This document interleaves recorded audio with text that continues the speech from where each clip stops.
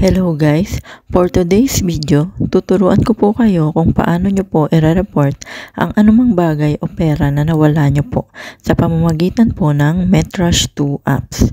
I-start na po tayo. Punta lang po tayo sa MetRush 2 apps, open lang po natin, and then makikita nyo po ito. Automatically na po na nakalagay ang ating QID. Need na lang po ilagay ang ating password, then login. After mag-login, makikita nyo po ito. Pindutin lang po ang OK, then mapupunta po kayo dito. Piliin lang po natin ang General Services, then makikita nyo naman po ito. Piliin lang po ang Report Lost Objects, and then lilitaw po ito. Fill upan nyo lang po ito. And then, ito na po. Piliin nyo po ang anong bagay, kung ano man pong bagay ang nawala nyo, at lagyan nyo po ng description.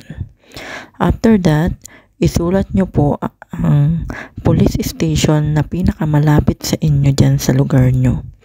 Pati na rin po ang date kung kailan po nawala at kung saan po nawala.